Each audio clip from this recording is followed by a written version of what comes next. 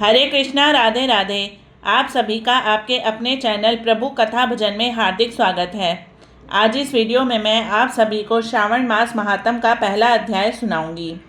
मुनि श्रेष्ठ शौनक जी ने सूत जी से पूछा, हे महाभाग महामते, हे व्यास शिष्य सूत जी, आपके मुख से हमने अनेक आख्यान सुनकर आनंद प्राप्त किया है, किंतु फिर भी हमारे कानों की प्यास अभी बुझी नहीं है और अधिक सुनने की इच्छा है।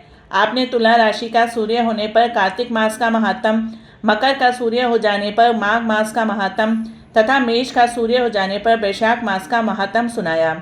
इन मासों के जो गुण धर्म हैं उनको भी आपने समझाया। अब इन मासों से भी उत्तम आपके अनुसार यदि कोई महीना परम पिता परमेश्वर को सदैव धर्म प्रिय हो तो उसे भी विस्तार पूर्वक कहें। हमारे मन में उसको सुनने की तीव्र लालसा है। यह सुनकर सूत जी ने बड़े प्रेम पूर्ण शब्दों में कहा, आप सब मुनिगण ध्यान पूर्वक सुने। मुझे आपको सुनाने में आनंद प्राप्त होता है। आप सर्वगुण संपन्न हैं, अर्थात अच्छे श्रोता के जो 12 गुण बताए गए हैं, दंभ रहित, आस्तिक बुद्धि, शठता रहित, परमात्मा में अटूट भक्ति, भगवत चर्चा, सुनने की तीव्र इच्छा, नम्रता, ब्राह्मण भक्त, सुशील स्वभाव, धैर्य युक्त, पवित्र, तपस्वी और दोषारोपण रहित होना, वे सभी आप लोगों में हैं। इससे मैं प्रसन्न होकर आपसे तत्व की बात कहता हूँ।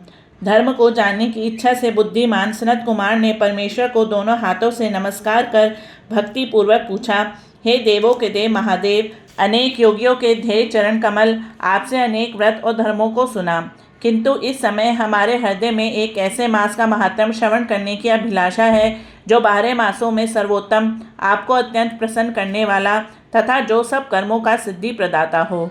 हे देव, जिस मास में कर्मों को करने से ही अनंत फल की प्राप्ति होती हो, संसार के कल्याण के लिए ऐसे मास के सभी धर्मों का वर्णन समझाकर करें। ईश्वर ने सनत कुमार से कहा, हे ब्रह्मपुत्र सनत कुमार, आपकी सेवा तथा भक्ति से प्रसन्न होकर मैं आपसे अत्यंत गुप्त बात कहूँगा। 12 महीनों में श्रवण मास मुझे बहुत अधिक प्रिय है।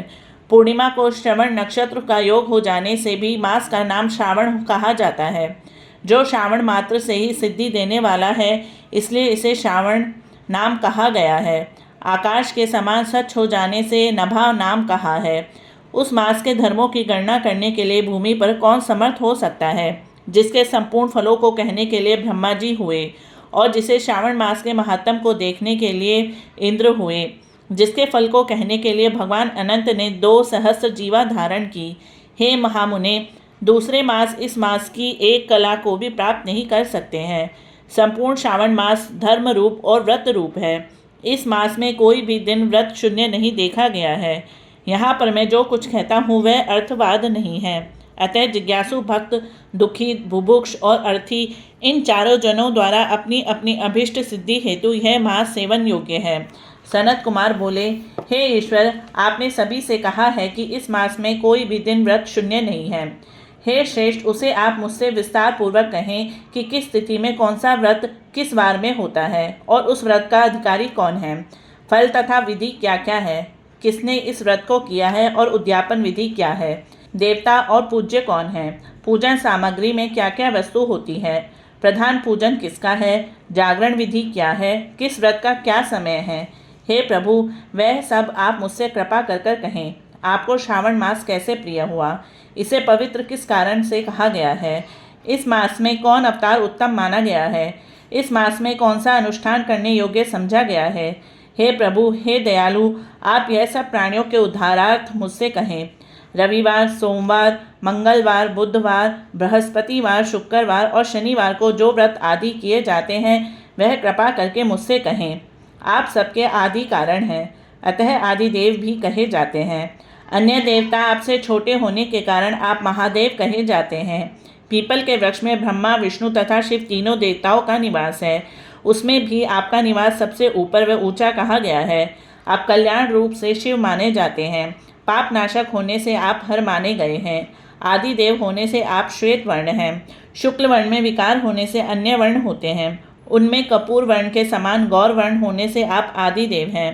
पहले गणेश जी का अधिष्ठान रूप 4 दल का मूलाधार नाम का चक्र है। उसके ऊपर 6 दल का ब्रह्मा जी का अधिष्ठान नाम का दूसरा चक्र है और उसके ऊपर 10 दल वाला भगवान विष्णु का मणिपुर नामक तीसरा चक्र है। फिर हृदय में अधिष्ठान रूप 12 दल का अनाहत नाम का चौथा चक्र है। सबके हृदय में होने वाले उस चक्र में आपकी स्थिति कही जाती है। ब्रह्मा जी तथा भगवान विष्णु के ऊपर आपका निवास होने से आपको मुख्यतः कहा गया है। केवल आपके पूजन मात्र से पंचायतन का अर्चन हो जाता है। यह सब अन्य देवताओं में नहीं है। स्वयं आप शिव हैं। आपके वाम भाग में पार्वती जी का निवास है, गणपति का दक्षिण भाग में, सूर्य का नेत्र है और भगवान हरि का हृदय में निवास है। अन्न को ब्रह्मामय कहा गया है। भगवान हरि जल रूप कहे जाते हैं। हे ईशान, जब आप उस अन्न और जल का भोग करने वाले हैं तो आपकी प्रवीणता में किसी को भी संदेह नहीं हो सकता। आपका शमशान और पर्वत में निवास सब प्राणियों को विरक्ति की शिक्षा प्रदान कर रहा है। आपका बोधक मंत्र है उतामृतत्व सयेशान। संसार को विनाश करने वाले हलाहल विष अपने कंठ में आपने ही ग्रहण किया था। महाप्रलय के लिए कालाग्नि को अपने मस्तक में धारण करने में आप ही समर्थ हैं। विश्व स्वरूप कामांध कुएं में गिरने के कारण कामदेव का वध आपने ही किया था। आप ऐसे महान महत्वशाली हैं कि आपके यश का वर्णन करना आसान बात नहीं है। बल्कि मैं आपकी स्तुति के लिए यदि करोड़ों बार जन्म लेकर भी आपकी स्तुति का वर्णन करना चाहूँ तो भी मैं समर्थ नहीं हो सकता। अतः हे दया में मेरे प्रश्नों का उत्तर देने की कृपा करें। इति श्री प्रथम अध्याय समाप्तम।